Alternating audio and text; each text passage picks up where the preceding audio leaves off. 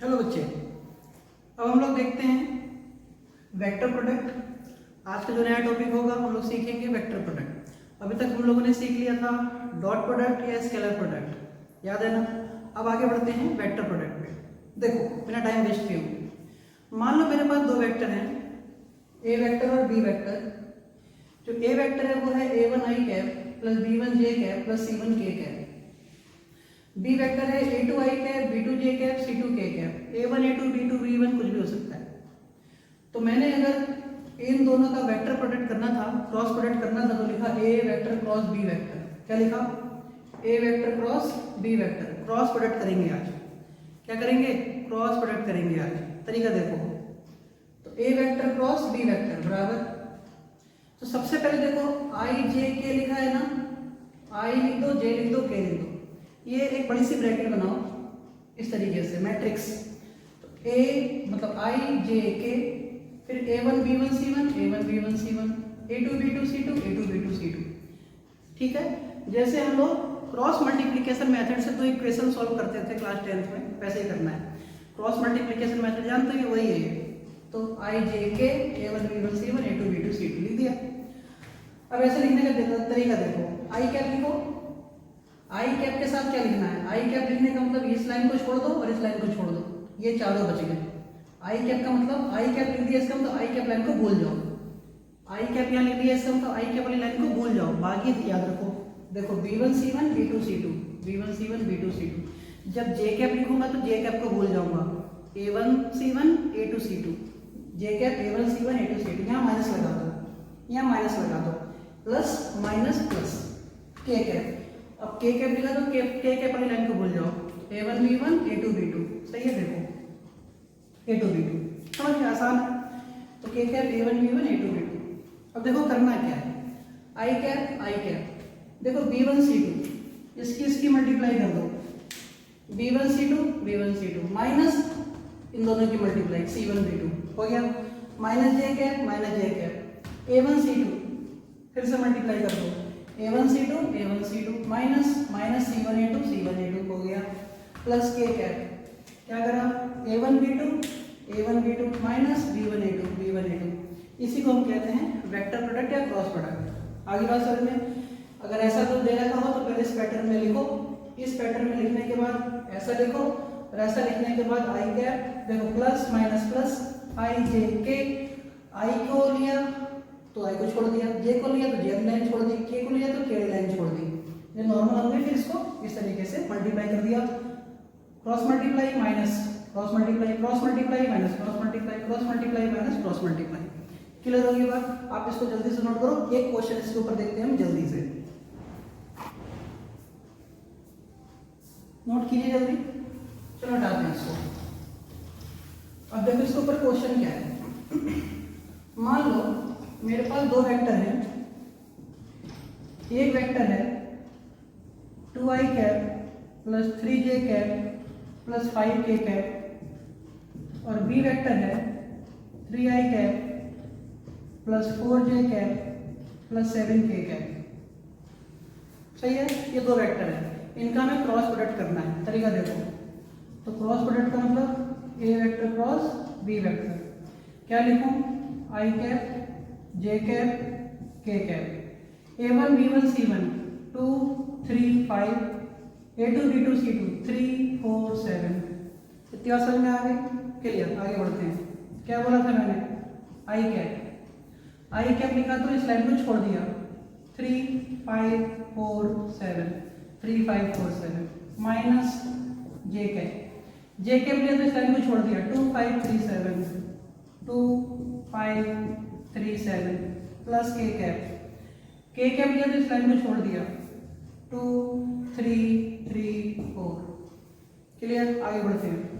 तो आई कैप देखो, तो आई कैप इसकी मल्टीप्लाई 3 7 जा 21 माइनस 20 माइनस जे कैप, 2 7 जा 14 माइनस 15 प्लस के कैप, 2 4 जा 8 माइनस 9 कहाँ से आया? 3 3 जा 9, 5 3 जा 15, 5 4 जा 20।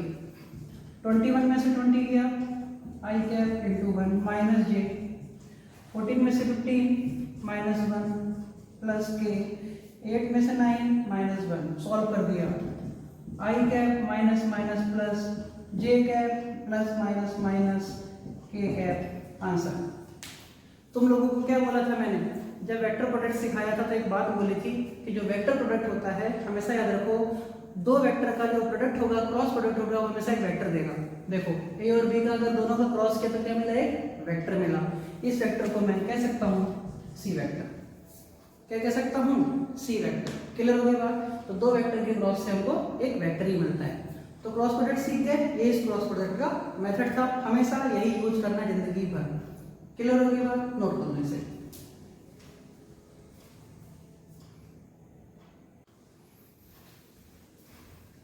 हेलो बच्चों, अगर हमारे पास दो वेक्टर है, अब दो वेक्टर दे दिया, जैसे उस समय दिया था दो वेक्टर, तो दोनों के बीच का हमने cos थीटा निकाला था। आज हम दो वेक्टर के बीच का क्या निकालेंगे? sin theta.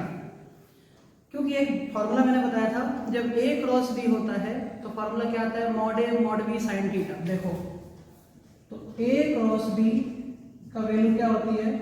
Mod a mod b sin theta, और a डॉट b क्या होता है? a b cos theta. आज हम साइन निकालेंगे क्योंकि क्रॉस प्रोडक्ट है। क्लियर हो गई बात? तो साइन थीटा देखो क्या होगा? साइन थीटा होता है A vector cross B vector upon mod A mod B. समझ गए? तो साइन थीटा इक्वल टू क्या होता है? A vector cross B vector upon mod A mod B, और मॉड निकालना सिखाया था। देखो अगर कोई कहे कि मॉड क्या होगा, तो अंडर रूट ए वेक्टर का मॉड क्या होगा? ए मॉड, तुम इसके ऊपर दोनों तरफ ये भी लगा सकते हो, तो मॉड है ये भी, तुम ऐसे ये भी लगा सकते हो, तो ये मॉड हो गया।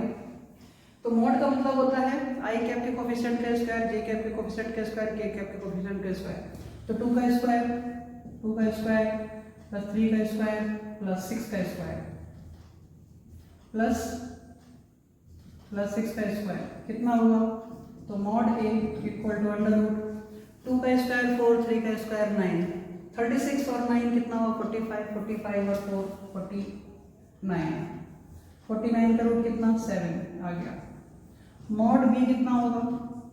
मॉड बी होगा अंडर रूट 4 का स्क्वायर प्लस 2 का स्क्वायर प्लस 2 का square, I cap J cap K cap, I cap J cap K cap.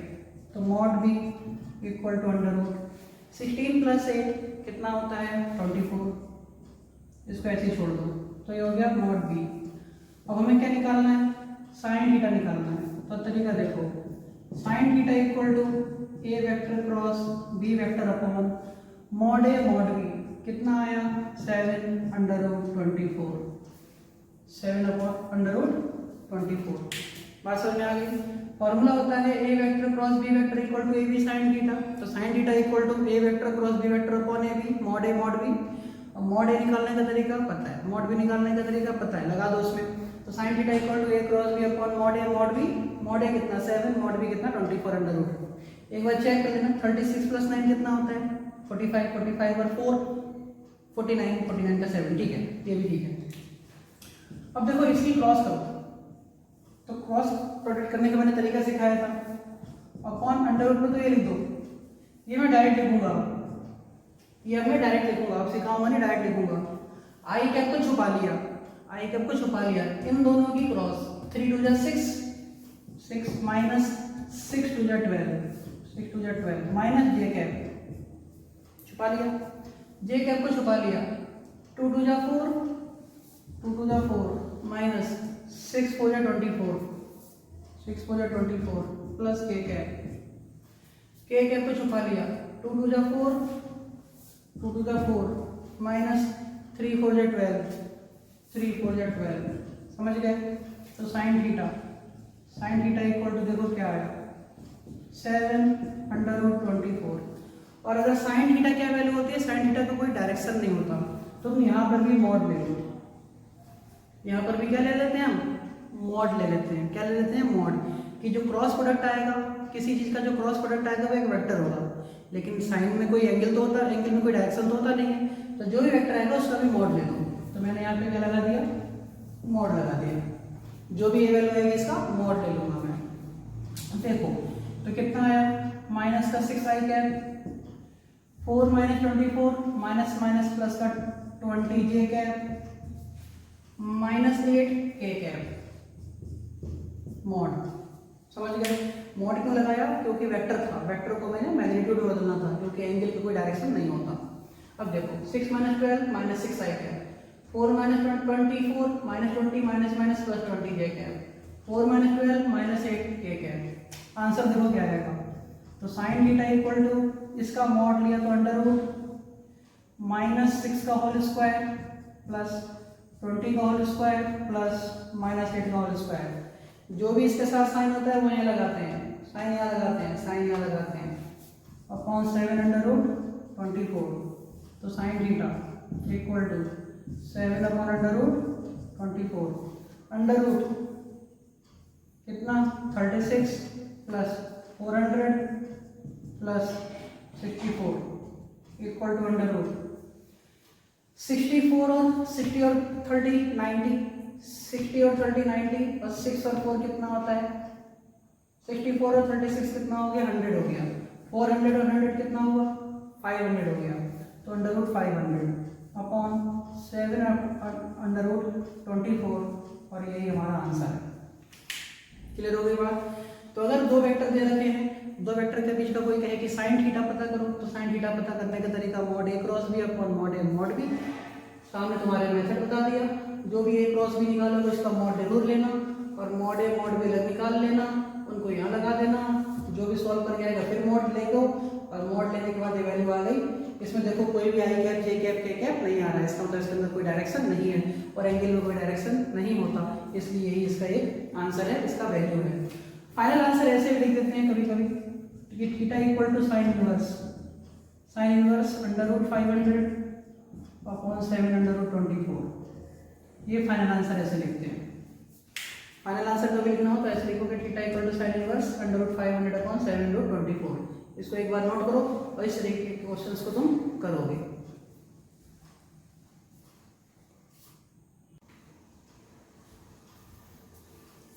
चलो बच्चे, अब हम देखते हैं next topic, properties of cross product.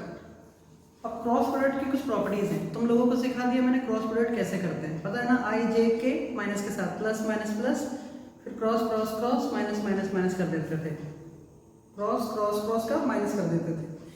फिर हमने एंगल निकालना भी सीख लिया, sine theta equal to mod A cross B upon mod A mod B सीख लिया। आगे बढ़ो, properties of cross product. Cross product की कुछ प्रॉपर्टीज होती हैं। पहली प्रॉपर्टी, ये सब बेसिक है, आगे बढ़ते चलेंगे। Vector product is anti commutative. Vector product जो होता है वो एंटी कम्यूटेटिव होता है। देखो कम्यूटेटिव क्या होता है? कम्यूटेटिव का मतलब होता है 1 क्रॉस 2 इक्वल टू 2 क्रॉस 1। इसको कम्यूटेटिव कहते हैं। 1 cross 2 equal to 2 cross 1, 1 into 2 equal to 2 into 1, मतलब a into B equal to B into A, C into D equal to D into C, उसी को कम्यूटेटिव कहते हैं। लेकिन ये एंटी कम्यूटेटिव होता है। a cross b equal to minus B cross है, देखो a cross b equal to minus B cross है, ये एंटी है, मतलब ये कम्यूटेटिव नहीं है, उसको फॉलो नहीं कर रहा, उसको अपोज कर रहा है। क्लियर हो गई बात? तो ये याद रखना rule, vector product is anti commutative. इसकी जरूरत न्यूमेरिकल में पड़ेगी कि अगर एक जगह लिखा है c क्रॉस d और एक जगह लिखा है फिर से c क्रॉस d, ठीक है, तो मैं उस c क्रॉस d को d क्रॉस c लिख सकता हूँ माइनस का, बात समझ में आ रही है, और इसको मैं फिर आपस में बाद में कैंसिल करवा सकता हूँ, न्यूमेरिकल में देखेंगे। तो ये एंटी कम्यूटेटिव है। क्या है?